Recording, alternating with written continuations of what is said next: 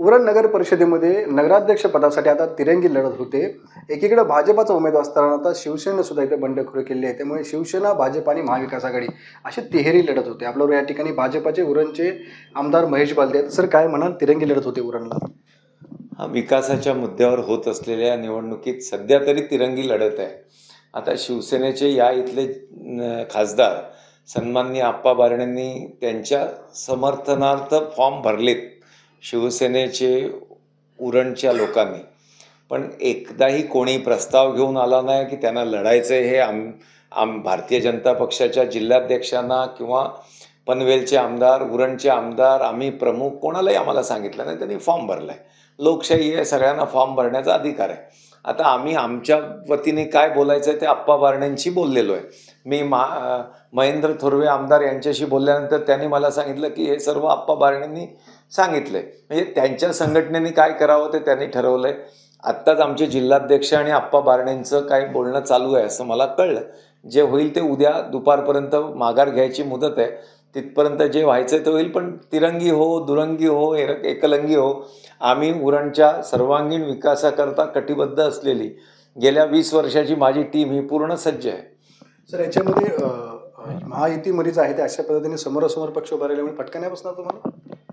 जे बसणार ते बसणार, त्याची मेहनत करू, त्याच्याहून पुढे जाऊ। आता एखाद्याला झोपलेल्याला जागा करता येतो, पण झोपेचं सोंग घेणाऱ्याला कसं जागा करणार? आणि त्यांना हौस आहे, लढावं, लढून घेऊ। त्याच्यात ज्याची ताकद ज्याची त्याची कळेल। पण आमच्याशी कोण बोलता आलं असतं की बाबा कुठल्या प्रभागात, कुठल्या वॉर्डमध्ये, कुठल्या एरियात त्यांचं प्राबल्य आहे, त्या ठिकाणी त्यांना कशा जागा सोडायच्या, तर विचार करता आला असता। पण बैठकच नाही, विचारायचंच नाही, बोलायचंच नाही, सरळ जाऊन फॉर्म भरायचे, तर त्यांना शुभेच्छा, बाकी काय सांगणार। सर, दुसरीकडे आता आपले जे उमेदवार आहेत त्यांनी उर्दूमध्ये आहे ती पत्रकं वाटलेली आहेत। तुम्ही भाजप पक्ष आहे, मुस्लिमांच्या विरोध असणारा पक्ष आहे, आणि आता उर्दूमध्ये पत्रकं वाटतो असा आरोप होतो तुमच्या। हे कोणी सांगितलं की भारतीय जनता पक्ष मुस्लिमांच्या विरुद्ध आहे? आणि उर्दूमध्ये गाणी चालतात, उर्दूमध्ये शेरशायरी चालते, उर्दूतले अनेक शब्द आपण बोली भाषेमध्ये जोरात वापरतो, आणि उर्दूमध्ये पत्रकं छापणं म्हणजे काय गुन्हा आहे का? आणि जर मला मुस्लिम बांधवांना, माझ्या इथे JNPT असल्यामुळे अनेक UP बिहारची लोक आहेत ज्यांना हिंदी कळताना मुश्किल जातं, म्हणून त्यांना आव्हान करण्याकरता उर्दू भाषेमध्ये पत्रक छापलं। मला वाटत नाही, उर्दू ही देशातली मान्यताप्राप्त भाषा आहे, आणि मला त्या लोकांना आणि इतरांना, उरणकरांना त्रासापेक्षा महाराष्ट्रातल्या मीडियाला झालेला त्रास जास्त वाटतो की उर्दू छापणं हे काय गुन्हा आहे का? महाविकास आघाडीच्या नेत्यांनी हे आरोप केले। महाविकास आघाडीनं त्यांना या उरणामध्ये नाही मुस्लिम सोबत, त्यांच्या नाही कोळी, नाही आगरी, नाही मराठी, नाही मारवाडी, नाही कोणी नाही। त्याच्यामुळे त्यांना महाविकास आघाडीला जर लढण्याची, जिंकण्याची एवढी क्षमता असती तर महाविकास आघाडीतला मुख्य घटक गेल्या वेळेपर्यंत शिवसेना होता। मग यंदा का नाही शिवसेनेने उमेदवारी घेतली? कारण पूर्ण खात्री आहे उरणकरांची सेवा कोण करते? भारतीय जनता पक्ष।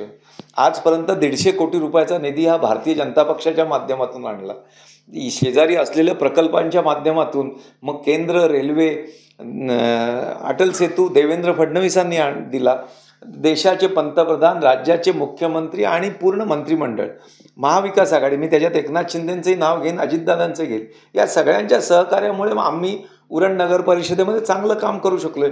म्हणून तुम्ही आजही बघाल तर मी फॉर्म भरतानाही जेवढे देवेंद्रजींचे फोटो लावले तेवढेच अजितदादांचे लावले, तेवढेच एकनाथ शिंदे साहेबांचे लावले, आणि आजही आमच्या पत्रकावर महायुती म्हणून एकनाथ शिंदेंच्या शिवसेनेचंही सिम्बॉल आहे आणि अजितदादांचाही। पण आता काही जणांचा उत्साह आहे, ते बघतील। महाविकास आघाडीत तर मला लढतायत त्याबद्दल शुभेच्छा, पण उरणकरांची सेवा कोण करतं हे सर्व उरणकरांना माहिती आहे। त्याच्यामुळे निवडणूक चांगली होईल, त्यांनाही शुभेच्छा। मुस्लिमांचं प्रेम मिळतं तुम्हाला तिथे? आजपर्यंत मिळालं। गेल्या 20 वर्षामध्ये दर नगरपालिकेमध्ये कधी 2 तर कधी 3 हे मुस्लिम नगरसेवक कमळावर निवडून येतात साहेब, आणि हा आमचा इतिहास आहे। आणि या उरण शहरामध्ये सलोखा राखण्याचं काम, हिंदू मुस्लिम ऐक्याचं काम हे अनेक वर्ष आम्ही केलं आहे, आणि 100% भारतीय जनता पक्षाचे कडवे कार्यकर्ते होते हे सगळ्यांना माहिती आहे। आजही उरण नगर परिषदेमध्ये 4 नगरसेवक हे मुस्लिम नगरसेवक आमच्या कमळावर आहेत, माझा अल्पसंख्याक आघाडीचा अध्यक्ष लढतोय. त्याच्यामुळे महाविकास आघाडीला असं वाटतं की ती मुस्लिम मतं त्यांची आहेत आणि आम्ही उर्दूमुळे छापल्यामुळे त्या मतांवर ती, तुम्हाला मी आज जबाबदारीने या तुमच्या महाराष्ट्रातल्या प्रमुख चॅनलवर सांगतो की ते सर्व मुस्लिम उमेदवार हे भारतीय जनता पक्ष आणि कमळावर येतील. गेल्या वेळी कमळावरच होते, यंदाही कमळावरच निवडून येतील. नक्कीच आपण पाहतो की उरणमध्ये आहेत ते मुस्लिम मतदारांचा भारतीय जनता पार्टीवरती प्रेम असल्यामुळेच आपण या ठिकाणी उर्दूमध्ये पत्रक छापलं असल्याचं महेश बाल यांच्याकडून स्पष्ट करण्यात आलेलं आहे. विनायक पाटील, एबीपी माझा, उरण. एबीपी माझा, उघडा डोळे बघा नीट.